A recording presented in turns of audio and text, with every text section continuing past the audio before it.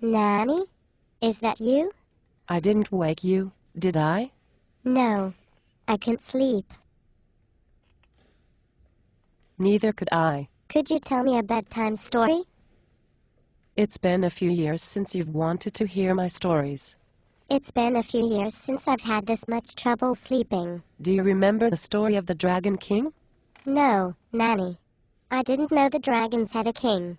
Well, once upon a time, back when the lands were all one, a mighty king named Korriban conquered all 10 kingdoms. He was a master of strategy on the battlefield and loved by those who knew him best, but hated by all the rest. There were many attempts on his life after he declared himself High King. He had only one daughter, and he knew she wasn't strong enough to hold the kingdoms together.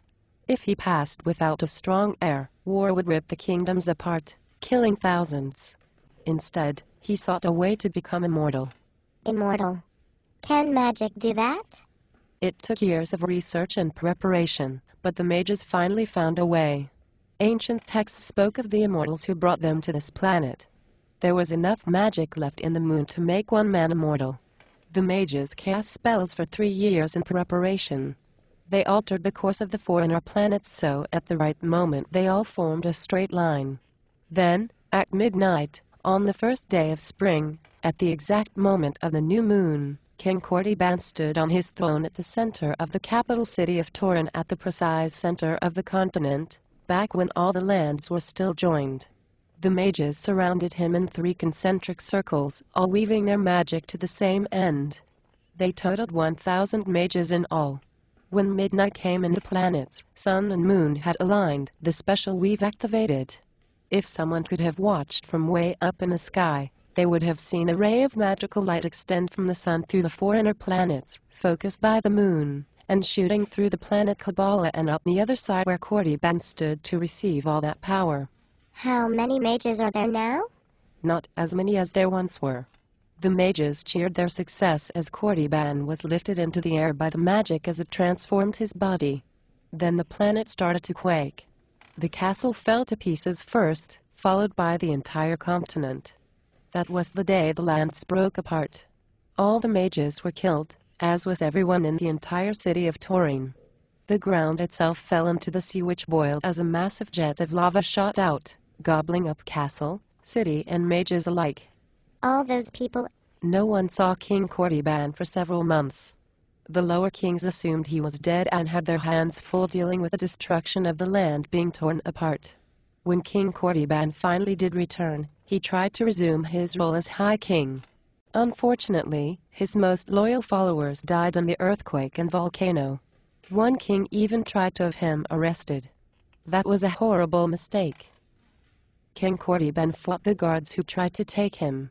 His temper taking over, he transformed into a dragon. He was a fierce beast to be sure, covered in horns and spikes, great wings coming out of his back and his hands and feet transformed into massive paws with giant claws. Sounds scary.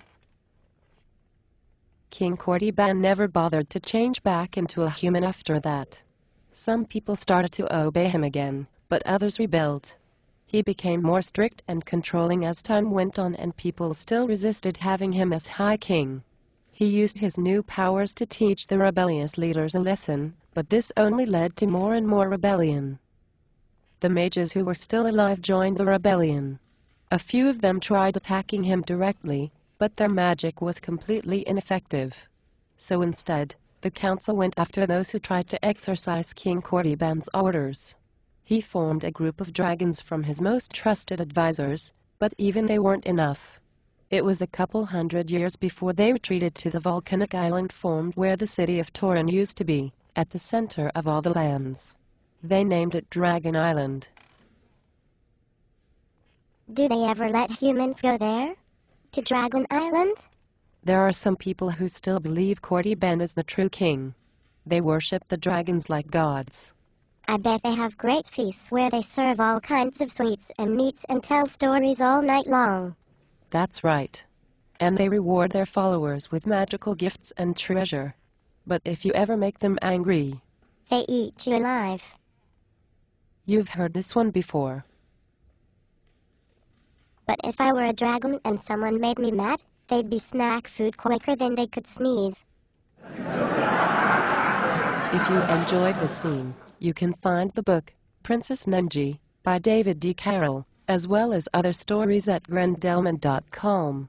That's GRENDELMEN.com.